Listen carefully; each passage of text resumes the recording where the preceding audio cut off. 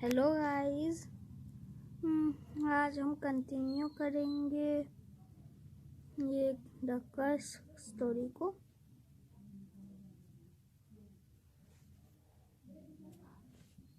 चाहिए उसे तो बस पास वाले रामपुर गांव में घटी घटना याद आ रही थी।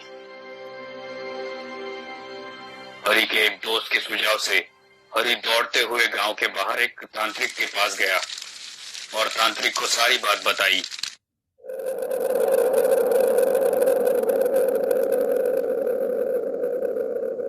सुबह के समय सुरेश खेत की तरफ जा रहा था। उसे नाली के पास एक बच्चे की लाश दिखी। उसने गांव वालों को उस छोटे से बच्चे की लाश के बारे में खबर दी। गांव वाले अब बहुत डर गए थे। गांव में एक ही दिन एक साथ दो लाशें मिली, 8 साल के मिंटू और 55 साल के नारंग की। किसी ने दोनों की बेरहमी से हत्या कर दी थी। मिंटू के शरीर पर अजीब से मंत्र लिखे हुए थे और उसके सिर में किसी ने कील मार के उसकी हत्या कर दी थी। तभी यशोदा काकी ने कहा, इतने बेरहमी से मारा है छोटे बच्चे को। इसके शरीर पर तो वैसे ही निशान है जैसे 30 साल पहले। नकुशा, कहीं ये नकुशा तो नहीं? सारे गांव के लोग आपस में बातें करने लगे। गांव के लोग मिलकर जंगल की ओर चले गए। वहां तांत्रिक को गांव में घटी सारी घटना बताई। तांत्रिक ने कहा, हमें उसे काबू में करने के लिए एक यज्ञ करना पड़ेगा। तांत्रिक के सूचना के अनुसार गांव में यज्ञ की तैयारी की गई। रात को तांत्रिक के आते ही यज्ञ शुरू हो गया। कुछ समय में ही जोरों की हवाएं चलने लगी। अजीब अजीब सी आवाजें आने लगी। जोर जोर से बिजलियां गरजने लगी और एक परछाई आने की आहट महसूस होने लगी। गांव वालों ने देखा, तांत्रिक के सामने जो परछाई थी वो और कोई नहीं, हरी की बेटी रीना थी। गांव वालों को अपनी आंखों पे विश्वास नहीं हो रहा था। तांत्रिक ने और भी कुछ मंत्र फूके और सामने जो नजारा देखा उससे गांव के लोगों के होश उड़ गए। रीना के बाजू में नकुशा की आत्मा थी। तांत्रिक ने मंत्र फूक कर अब उसे भी काबू में कर लिया था। गांव वालों के मन में कई सवाल थे। तभी तांत्रिक ने नकुशा की आत्मा से सवाल पूछे, क्यों आई हो यहाँ? क्यों मासूम बच्चों की हत्या कर रही हो? क्या नारंग को भी तुमने मारा? ऐसे कई सवाल तांत्रिक ने पूछे, पर नकुशा ने चुप्पी नहीं खोली। तभी तांत्रिक ने कुछ और मंत्र फूके और नकुशा बोल पड़ी। और नकुशा ने जो कहा उसे सुनकर सबके रोंगटे खड़े हो गए। आखिर वो कौन सा मकसद था जिस वजह से नकुशा बच्चों को मार रही थी? कौन थी ये नकुशा? ये जानने के लिए देखिए इस कहानी का आखिरी पार्ट।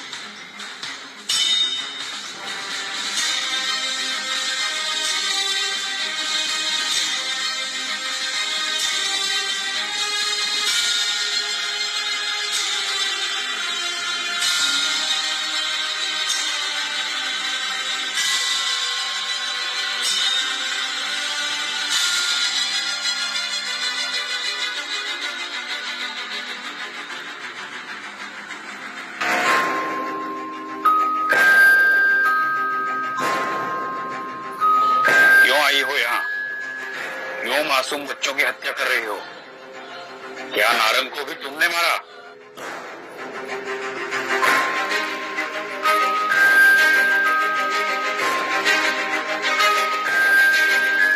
और नकुशा ने जो कहा उसे सुनकर सबके रोंगटे खड़े हो गए।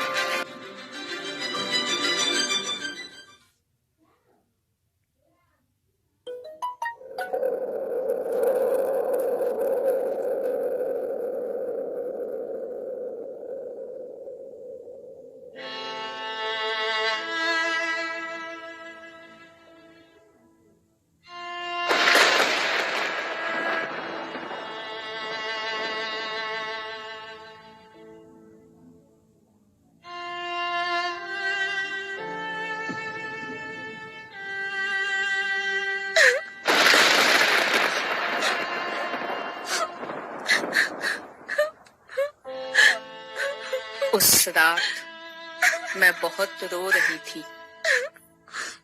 मेरी कोख और मेरा मन दोनों घायल थे।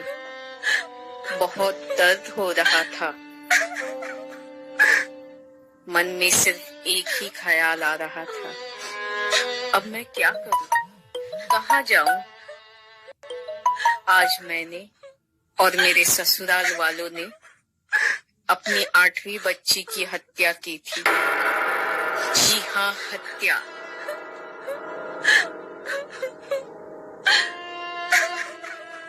मेरे पति ने तो मुझे घर छोड़ के जाने के लिए कह दिया था। मुझे तो सिर्फ एक ही रास्ता नजर आ रहा था, आत्महत्या। बेटे की चाह में मेरे ससुराल वाले अंधे हो गए थे। चाहे कुछ भी हो जाए, पर उन्हें उनके खानदान को वारिस ही चाहिए था, और ये मेरे बस में नहीं था। उन 8 लड़कियों की मौत मेरे सिर पर तांडव कर रही थी। मुझे तो यहाँ से पहले ही निकल जाना चाहिए था। दरअसल गलती तो मेरी ही थी। मैं ही इस अन्याय को सहती रही, पर मैं अपने घर भी तो नहीं जा सकती थी। मेरे घर वालों को भी तो मैं अनचाही थी। उन्होंने मेरा नाम नकुशा ऐसे ही नहीं रखा था। मैं तो जैसे इस पुरुषवादी समाज के लिए अनचाही थी।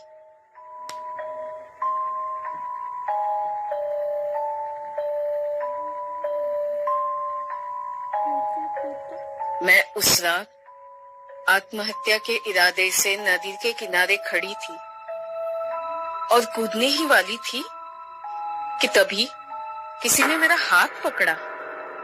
मैंने मुड़ के देखा तो वो शख्स किसी दिव्य आत्मा की तरह दिख रहा था।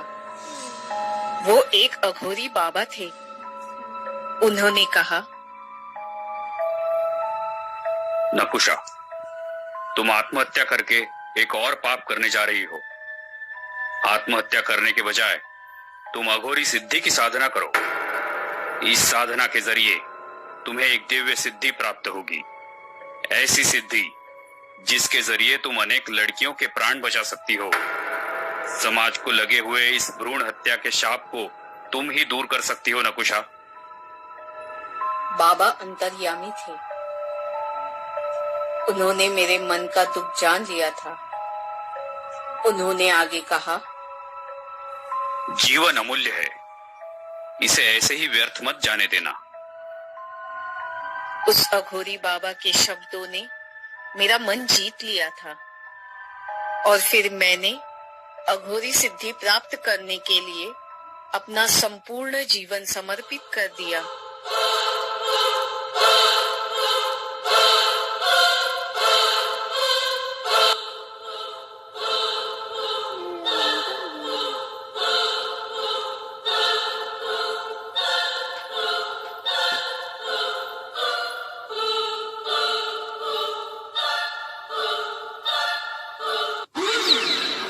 मैंने एक ऐसी सिद्धि प्राप्त की है कि मुझे तुम कभी नष्ट नहीं कर सकते।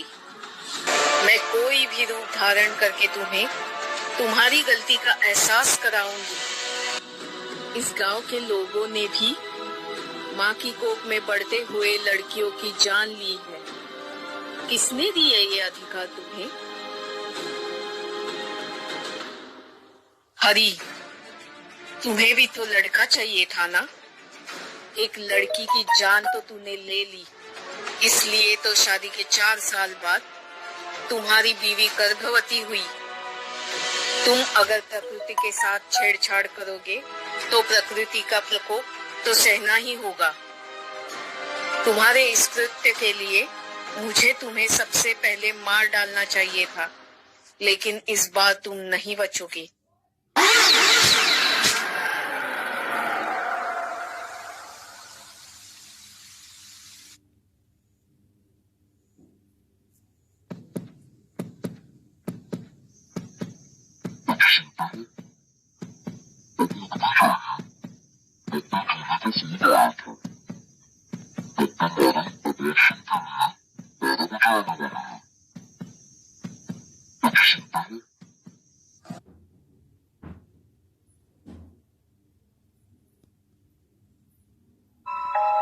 हम इस बच्ची को जन्म देंगे।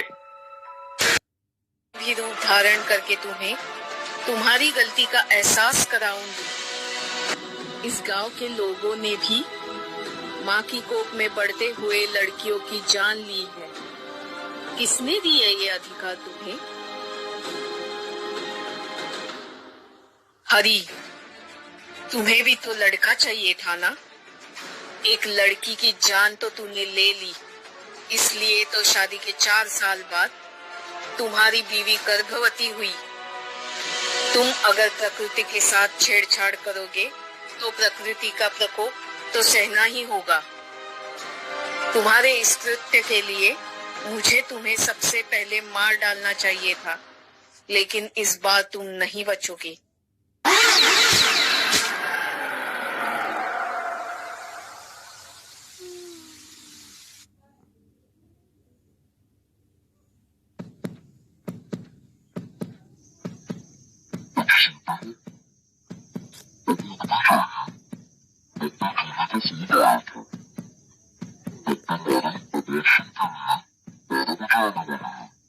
यहाँ पहले ही भूतिया सी-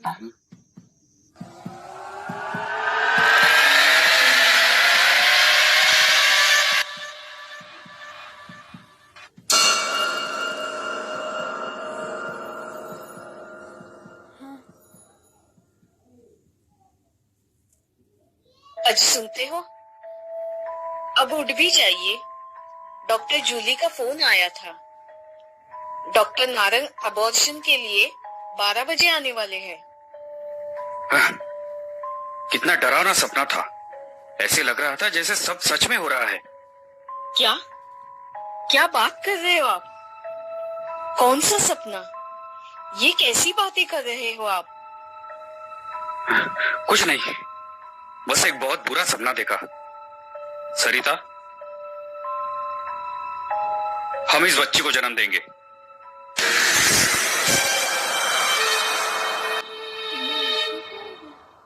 क्या? पर अचानक कैसे? और आपको तो लड़का चाहिए था ना? मेरी आंखें खुल गई है। हम कितना गलत करने जा रहे थे। हम इतने निर्दयी कैसे हो सकते हैं? मैंने एक बार तो ये गलती की है, फिर से वही गलती नहीं दोहराऊंगा। हो सके तो मुझे माफ कर देना सरिता। मुझे तो यकीन ही नहीं हो रहा है। मैं बहुत खुश हूँ हरी। आपने अपना मन बदल दिया। आपको अपनी गलती का एहसास हो गया है। मेरे लिए तो यही बहुत खुशी की बात है। रीना नाम रखेंगे उसका। डॉक्टर जूली को कॉल करो और उनसे कहना हम अबॉर्शन नहीं करना चाहते। डॉक्टर नारंग को भी इत्तिला करना, हम इस बच्ची को जन्म देना चाहते हैं। डॉक्टर जूली,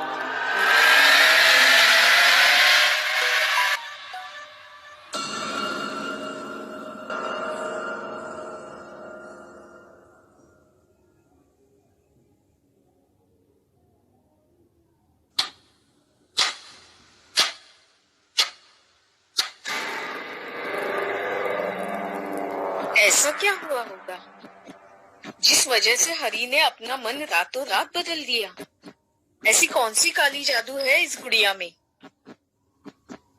ये कैसे मुमकिन है?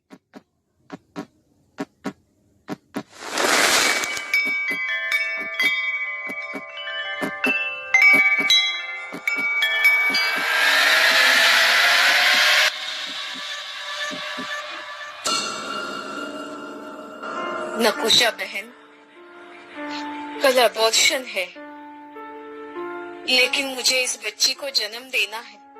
उसे बचाओ नकुशा बहन, उसे बचाओ। आप ही उसे बचा सकती है। उसे बचाओ।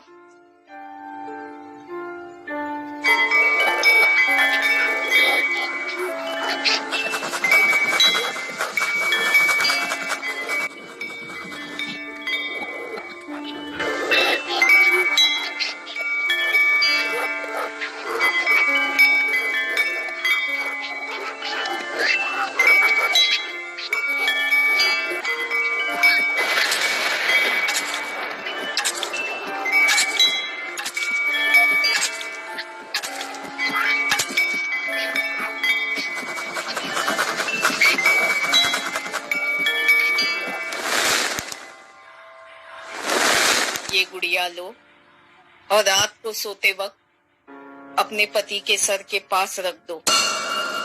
देखना, वो दूसरे ही दिन एबॉर्शन के लिए इनकार कर देगा।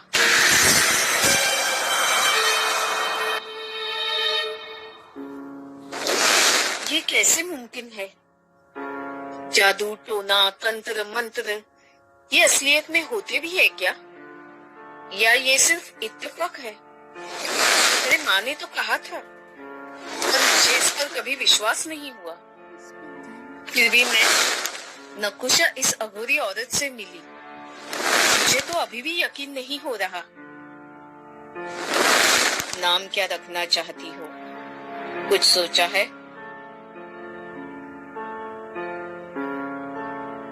रीना।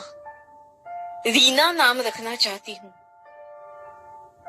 रीना।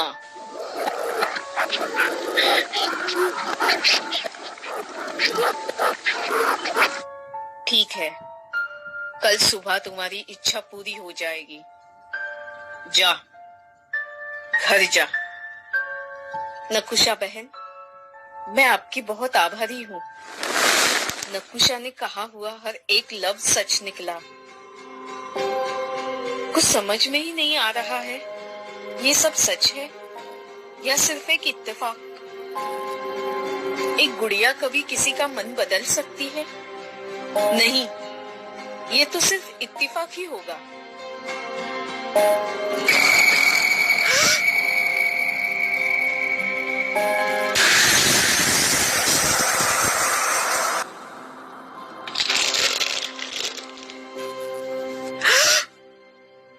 सरिता, एक चीज तो भूल ही गई।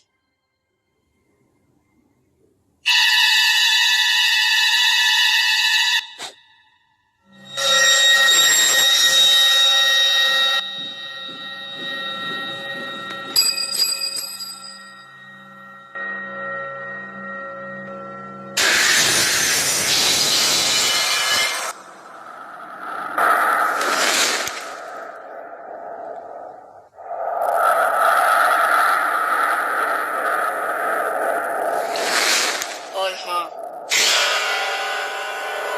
जब तुम्हारा काम हो जाए तब उस गुड़िया के सिर से वो कील निकलना मत भूलना।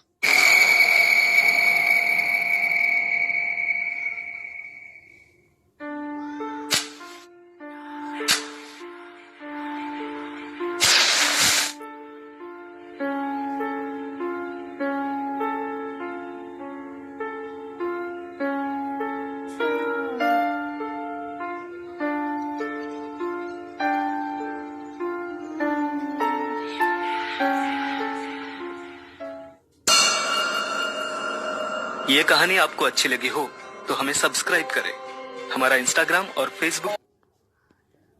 ठीक है गाइस, आज के लिए इतना ही। काफ़ी अच्छी स्टोरी थी। आपको ये सारी स्टोरीज मिल जाएंगी स्केरी पम्पकिन पर। स्पॉन्सर नहीं है ये हर फ्राइडे को नए स्टोरी लाते हैं। और आप हमारे भी चैनल को लाइक और सब्सक्राइब करना नहीं भूलना। बाय।